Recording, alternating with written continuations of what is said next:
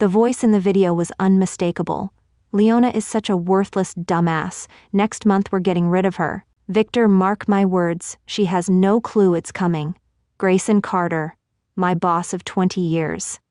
I stared at my phone screen, my fingers ice cold against the edges. The video, barely 30 seconds long, showed him at the company's annual staff party, a whiskey glass in hand, standing in the middle of a laughing crowd. Some of my CEO workers chuckled, others shifted uncomfortably, but not a single one defended me. The people I had worked alongside for decades, silent as my name became the punchline of a joke. The video had been sent to me late last night by Ethan, a junior analyst I had mentored since his first day. His message was simple: "I thought you should see this before Monday." A sharp, acidic feeling burned in my throat. 20 years. 20 years of loyalty, of late nights, missed birthdays, and weekends spent polishing reports so Grayson could take credit. I had covered his mistakes, smoothed over his public blunders, even defended him when others whispered about his incompetence. And in return, a betrayal so deep it left me breathless. I replayed the video, his words sinking in like poison. "She's so damn naive. Thinks she's irreplaceable. Watch this. Next month we'll have a fresh face in her seat and she won't even see it coming." He thought I was naive? He thought I wouldn't see it coming? I didn't sleep that night. I lay awake, staring at the ceiling, feeling something colder than rage settle inside me. Determination. At exactly 7:55 a.m., I walked into the office as if nothing had changed. My heartbeat was steady, my face composed. If Grayson truly believed I would blindly walk into my own execution, he was about to learn just how wrong he was. The office buzzed with its usual Monday morning chaos, phones ringing, keyboards clicking, the scent of burnt coffee hanging in the air. Grayson's office door was wide open. He was leaned back in his chair, laughing with Victor, the CFO. I paused in the doorway. "Act normal." "Morning, Grayson," I said with a polite smile. His eyes flicked to me, and for the briefest second something passed through them. Hesitation, guilt, no. Arrogance. "Leona, good weekend?" he asked, grinning as if nothing had happened. I nodded. "Great weekend. Feeling refreshed for another productive month?" He smirked. "That's what I like to hear. I bet it is." I turned and walked to my desk. And so, the game began. For the next 4 weeks, I played my role perfectly. The loyal, dedicated employee. I smiled in meetings, offered solutions, took on extra work, stayed late, just like always. But beneath the surface, I was methodically dismantling everything Grayson had built. I collected emails, contracts, financial reports, pieces of information most people wouldn't think twice about. I thought twice about everything. And more importantly, I made sure someone else did too. I reached out to old clients, the ones who had stayed loyal to me, not Grayson. I dropped subtle hints about considering new opportunities. The response was immediate. Interest, support, offers. I consulted a corporate attorney, laying the groundwork for something that would hit Grayson where it hurt the most, his wallet and his reputation. And most importantly, I reached out to a competitor, a firm that had been circling Carter and Phillips for months, looking for a way to poach their best talent. They had wanted an in. I was about to hand them the keys to the kingdom. By the time my final day arrived, everything was in place. At 7:30 a.m., I walked into the office for the last time, my resignation letter neatly tucked inside my purse. But that wasn't the only document I carried. On my desk sat a final report, a damning compilation of Grayson's financial mismanagement, mishandled client accounts, and ethical violations, all carefully documented and ready to land directly on the desks of the board of directors. At 9 a.m., I scheduled an email blast. One click, and every major client would receive a notification that I was leaving, along with an introduction to my new firm, the very firm now poised to take over Carter and Phillips's biggest accounts. At 9:30 a.m., I walked into Grayson's office. He looked up, mildly surprised. "Leona, what can I do for you?" I placed my resignation letter on his desk, then slowly slid the second folder toward him. "I thought you should see this before Monday." His brow furrowed as he flipped through the pages, then his face drained of color. "What the hell is this?" I smiled, a slow, knowing smile. The same way he had smiled in that video. "This," I said calmly, "is everything you didn't see coming." And with that, I turned on my heel and walked out of his office, out of that company, and straight into a future that I had built. Because I wasn't naive, I was unstoppable. Grayson thought he had the upper hand. He believed he could blindside me, call me into his office with HR, deliver a rehearsed speech about restructuring and budget cuts, and watch me crumble. What he didn't know, what he couldn't know, was that I was already 3 steps ahead. By the time he finished his little performance, it wouldn't be me facing an uncertain future. It would be him. From across the office, I watched him laugh with Victor, exuding confidence, blissfully unaware of the storm about to hit. Whispers floated through the hallways. Stolen glances were exchanged when they thought I wasn't looking. The air carried a strange tension. Everyone knew what was coming. Everyone but Grayson. The day unfolded as if nothing had changed. Emails, meetings, reports. I played my role perfectly, calm, composed, oblivious. If they expected desperation, pleading, or even anger, they were in for a disappointment. At precisely 3 p.m., Carla from HR entered Grayson's office. Her expression was carefully neutral, her eyes avoiding mine. Minutes later, my phone lit up. "Grayson Carter, please come to my office at 3:30. There it was. Showtime. I stood, smoothing down my blouse, exhaling slowly as I walked to his office. I knocked, then stepped inside with a polite smile. Carla sat across from Grayson, a folder neatly placed in front of her, the standard HR procedure I had witnessed before, though never as the one in the hot seat. Grayson put on his most insincere, sympathetic face. "Leona, please have a seat." I did. "We appreciate your dedication to the company over the last 20 years, he began, his voice measured, careful. "But as you know, the industry is evolving, and we've had to make some difficult staffing decisions." I nodded as if hearing this for the first time. "We've decided to restructure your role, and unfortunately your position is being phased out," he continued. "We want to ensure a smooth transition, so we're offering you a generous severance package." Carla slid the folder toward me. I didn't touch it. For a brief moment, relief flickered across Grayson's face. He had expected resistance, anger, maybe even begging. Instead, I just smiled. "I understand," I said, my voice infuriatingly calm. A flicker of hesitation crossed his expression. "This is too easy," he was likely thinking. He cleared his throat. "We'll need your company laptop and access badge before the end of the day. And of course, we ask that you sign a non-disclosure agreement regarding company operations." Of course, they wanted me to disappear quietly. Then, lowering his voice, Grayson leaned forward slightly, pretending to care. "I know this must be difficult," he said. "But you're talented, Leona. I'm sure you'll land on your feet." I tilted my head, studying him. "Oh, I know I will." He blinked, caught off guard. "Just to clarify," I continued, voice light, "this decision is final?" Grayson hesitated. "Yes, of course." "Perfect." I stood, picking up the folder and flashing them both a pleasant smile. "I'll start wrapping up my work." Relieved, Grayson nodded. "We appreciate your professionalism." I walked out of his office and the weight of 2 decades lifted from my shoulders, because now I was free to burn everything to the ground. For the rest of the afternoon, I played the part of the gracious departing employee. I packed up my desk, exchanged polite goodbyes, smiled at Kio workers. Just another worker being phased out. But beneath the surface, the real work had already begun. Over the past 4 weeks, I had been collecting everything I needed: emails, financial reports, inconsistencies in project budgets. I had reached out to longtime clients, subtly mentioning I might be moving on. Their responses had been immediate and enthusiastic. I had quietly been in talks with a competitor, a firm that had been eyeing Carter and Phillips's biggest accounts for months. And most importantly, I had sought legal counsel, ensuring every move I made was airtight.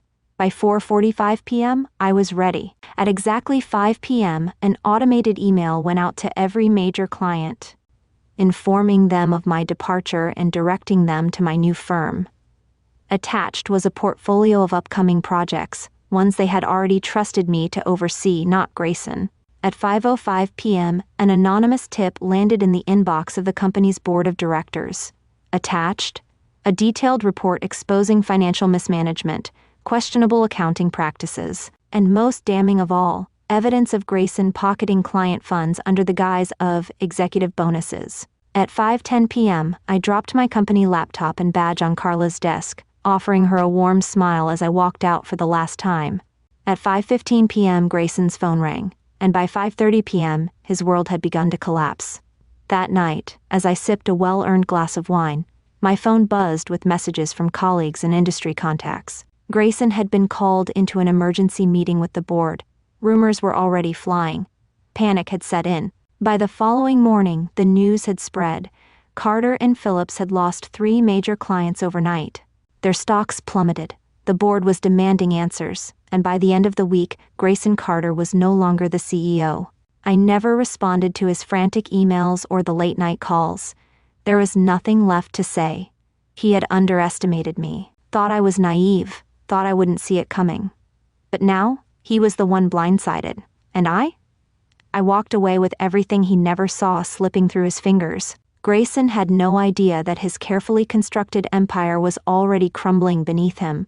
While he had spent weeks gloating over my impending departure, assuming I would slink away quietly, I had spent those same weeks ensuring that when I left, I wouldn't be the only one walking away empty-handed. He had made the fatal mistake of underestimating me, of assuming loyalty meant blind obedience, and now, piece by piece, I was dismantling everything he had built, everything I had built for him.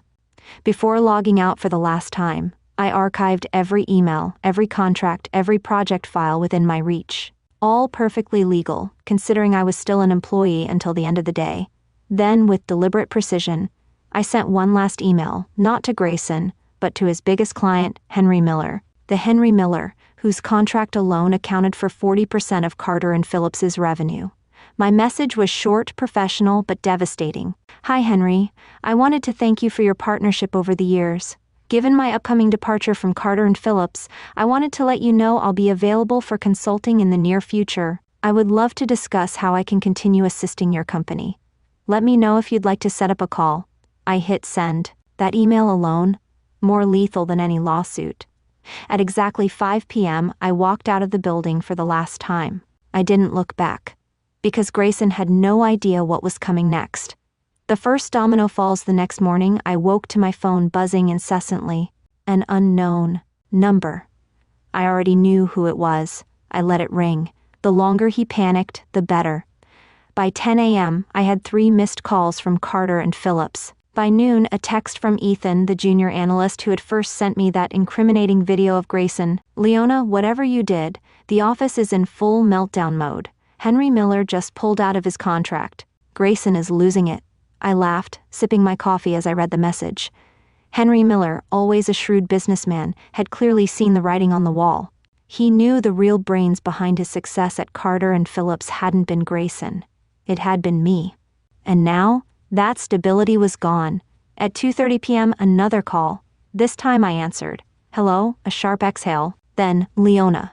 Grayson's voice was tight, controlled. I just heard about Henry. He mentioned you reached out. I didn't reply. Let him squirm. I think there's been some miscommunication, he continued, forcing a chuckle.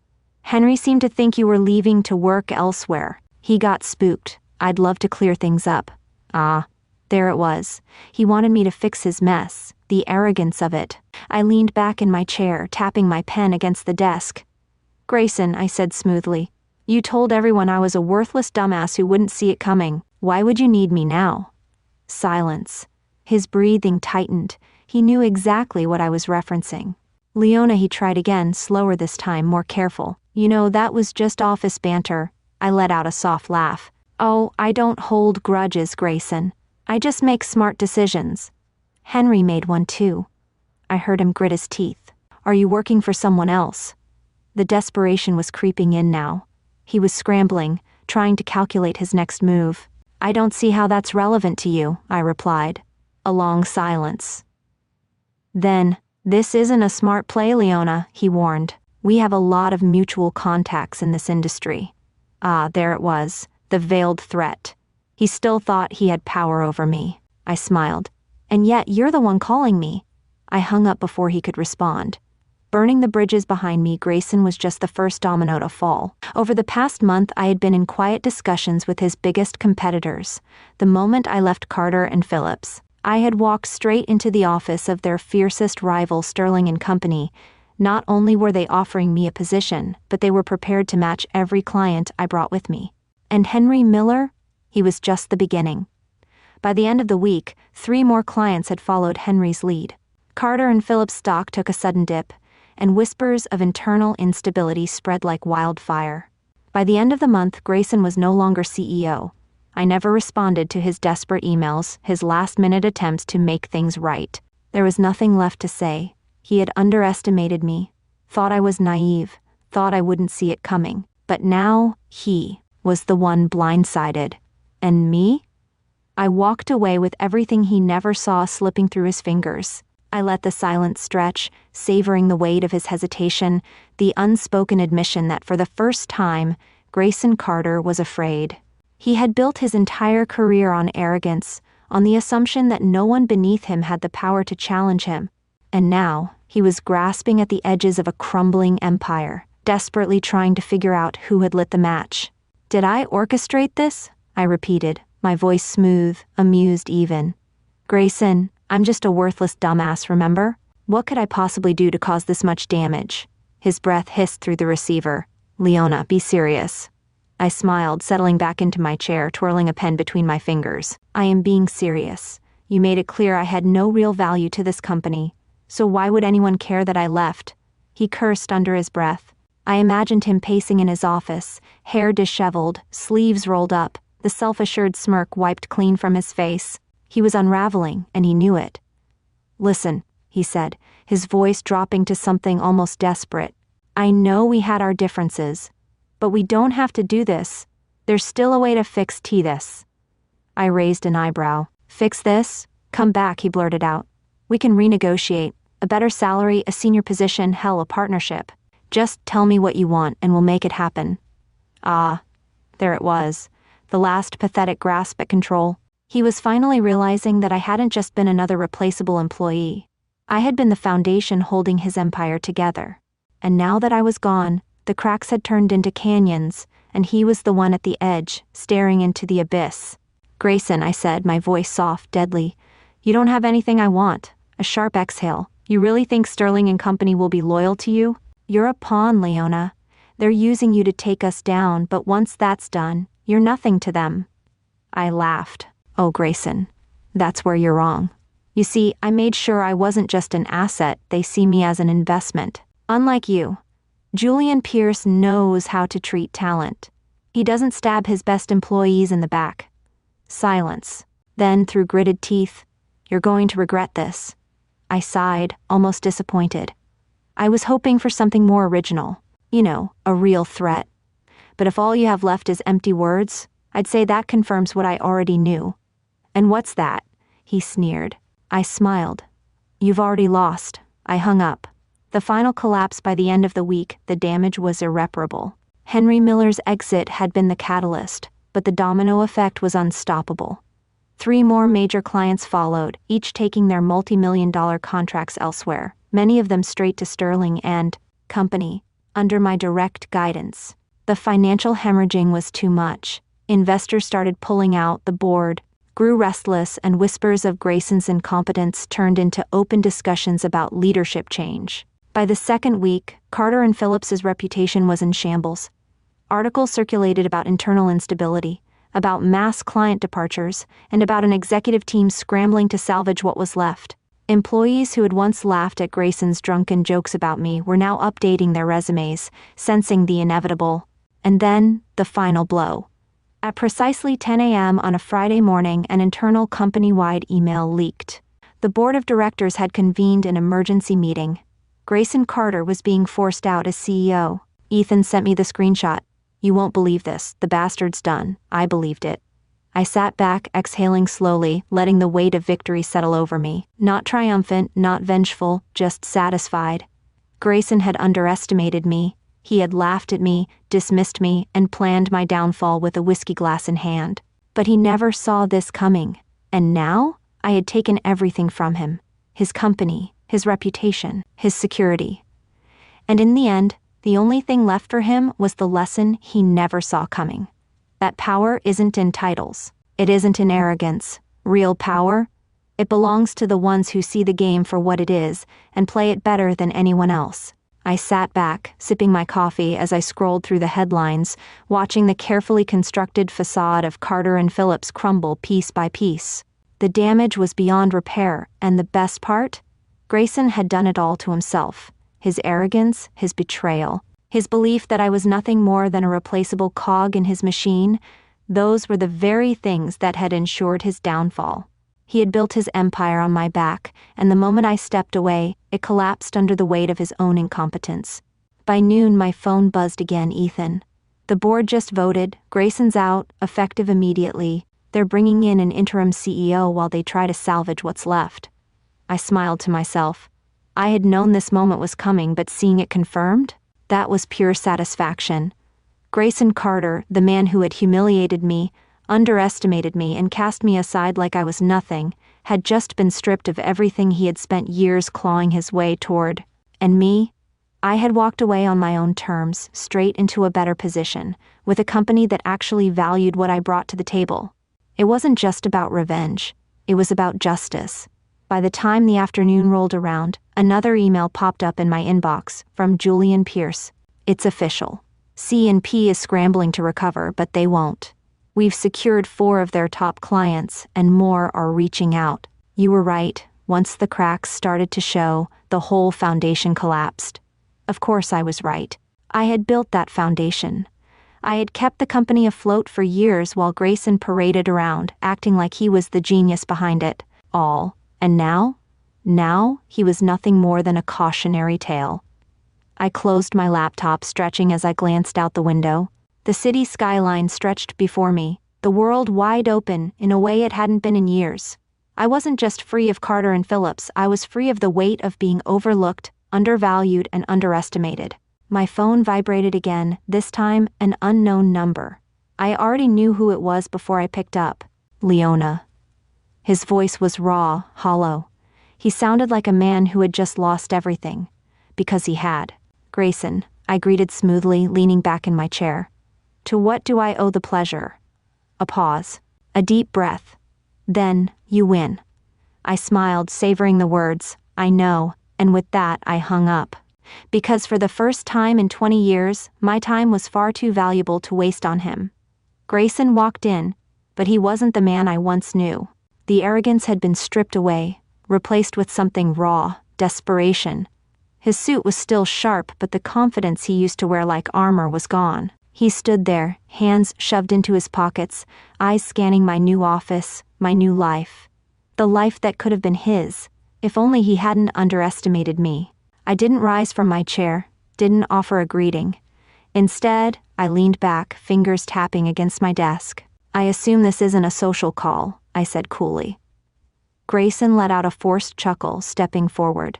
Leona, come on, let's not pretend we don't have history. I tilted my head. History? I repeated. Is that what you call it?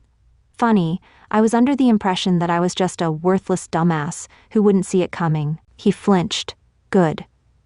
He started, but I held up a hand. Save it, I said sharply. I know exactly why you're here. Carter and Phillips is on its last breath. Your name is a stain no one wants to touch, and you finally realized you made the biggest mistake of your career.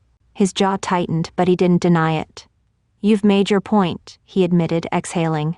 I underestimated you. I should have never let you go. I gave him a slow, knowing smile. No, Grayson, you should have respected me. But that ship has sailed, hasn't it? Silence stretched between us. He was still holding on to something, some hope, some angle. I could see it in the way his shoulders squared, the way his mouth pressed into a thin line before speaking again. We could fix this, he said, voice low, persuasive. You and me, we built something great once, Leona. I can't rebuild Carter and Phillips without you. I actually laughed, the audacity. You're right, I said, standing up at last, walking around my desk to face him. You can't rebuild it without me. But here's the thing, I leaned in slightly, just enough to watch the flicker of hope in his eyes before I crushed it. I don't need to rebuild anything because I won. Grayson clenched his jaw. So that's it? You destroy me and walk away? No, I said, voice smooth. I walk away knowing you. Destroyed yourself. He looked at me for a long moment, searching for something, mercy maybe, a second chance, but there was none. He had made his choice when he dismissed me, when he laughed at my loyalty and mistook it for weakness. Finally, he exhaled, defeated. You really are ruthless, he muttered. I smiled. No, Grayson, I'm just smart. With that, I stepped past him, opening the door. A clear dismissal. He hesitated, but in the end he had no power left. He walked out, shoulders heavy, career in shambles. And me? I felt nothing but satisfaction as the door shut behind him. Because this wasn't just revenge, this was justice. And my story was only just beginning. Grayson walked in, but the man who once stood tall in arrogance was nowhere to be found. The power suit did little to hide the weight pressing down on his shoulders, and the smirk he had worn like armor was gone. He wasn't untouchable anymore. He was just another man brought to his knees by his own hubris. He hesitated in the doorway, eyes scanning my office, my success, before finally meeting my gaze. I didn't speak. I let him stand there, let him feel the crushing weight of his downfall. Finally, he exhaled, a humorless chuckle escaping his lips. You really did it, huh? I tilted my head, feigning innocence. Did what? His jaw clenched. You destroyed me. I could have corrected him, told him he had done it to himself. But why state the obvious? Instead, I simply nodded. Yes, I did. A silence stretched between us, heavy and suffocating. And then, just when I thought he had nothing left to lose, he uttered something I never expected. I need a job. I almost laughed. Almost. This was the same man who had mocked me, called me worthless in a room full of people who had smiled and nodded along. The same man who had underestimated my value, believing I would sit idly by while he discarded me like an afterthought. And now he was standing in my office, not as a CEO, not as my superior, but as a desperate man grasping at the remnants of his career. I stood slowly, taking my time as I crossed the room to stand directly in front of him. I met his gaze, searching for even a sliver of the smugness he once carried, but there was none. Good. No, Grayson, I said, my voice calm, firm. You don't need a job, you need a lesson. His eyes darkened, but he said nothing. He knew better than to argue. I smiled then, not cruelly, not vengefully, but with the quiet satisfaction of someone who had finally reclaimed what was hers. Good luck, Grayson. And with that, I turned my back on him, walked to my desk, and dismissed him the same way he had once dismissed me. For good. That night I sat in my new office, a glass of wine in hand, gazing out at the city skyline. Everything had changed. For the first time in 20 years, I wasn't an afterthought. I wasn't just someone else's employee, living at the mercy of their decisions. I was the one in control. I thought back to that humiliating night, the laughter, the betrayal, the video that had shattered every illusion I had about loyalty. But now I wasn't just Leona, the woman they thought they could toss aside. I was Leona, the woman who built her own future. The woman who walked away from those who didn't deserve her loyalty. The woman who knew her own worth. A slow, satisfied smile crossed my lips as I whispered the words Grayson Carter had never seen coming. I win.